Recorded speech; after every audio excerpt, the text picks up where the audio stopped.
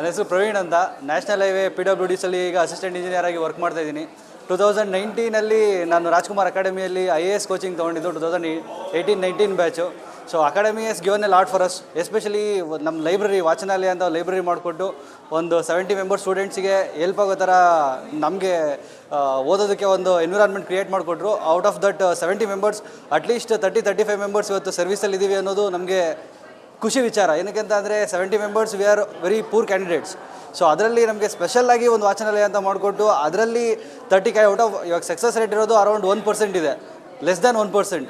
But ನಮಗೆ out of 70 members 30-35 members approximately 50% success rate ಇದೆ ಅಂತ ಅಂದರೆ that greatness goes to Rajkumar academy and their team, especially Girish sir, Gandharva sir, Prashant sir.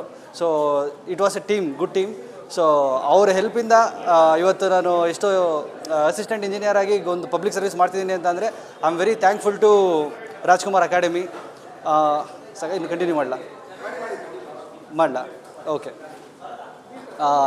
When coming to government exams, candidates usually ಏನೋ ಮಾಡ್ತಾರೆ, number of ಕ್ಯಾಂಡಿಡೇಟ್ಸ್ನ ನೋಡಿ ಎದುರು ಬಿಡ್ತಾರೆ.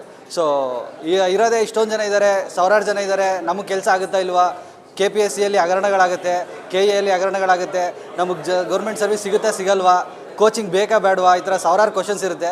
But ನನ್ನ ಪರ್ಸ್ನಲ್ ಸಜೆಷನ್ ಏನು ಅಂತ ಅಂದರೆ, ನೀವು ಸಿಲೆಬಸ್ ಕವರ್ ಮಾಡೋದಕ್ಕಾಗಲಿ, ಟೆಸ್ಟ್ ಸೀರೀಸಿಗಾಗಲಿ, ಮೆಂಟರ್ಶಿಪ್ಗಾಗಲಿ, ಯಾವುದಕ್ಕೆ ಆಗಲಿ ಕೋಚಿಂಗ್ ಬೇಕೇ ಬೇಕು. ಸೊ ಆ ಕೋಚಿಂಗ್ ತಗೊಳ್ಳೋದ್ರಿಂದನೇ ನಮಗೆ ಒಂದು ಗೈಡಿಂಗ್ ಲೈಟ್ ಇದ್ದಂಗೆ. ಸೊ ಆ್ಯಂಡ್ ಕಾಂಪಿಟೇಷನ್ನ ನೋಡಿ ಎದುರುಬೇಡಿ, ನೀವು ಡೆಡಿಕೇಟೆಡ್ ಆಗಿ ಕನ್ಸಿಸ್ಟೆಂಟ್ ಆಗಿದ್ರಿ ಅಂತ ಅಂದರೆ you can definitely crack the exam. All the best.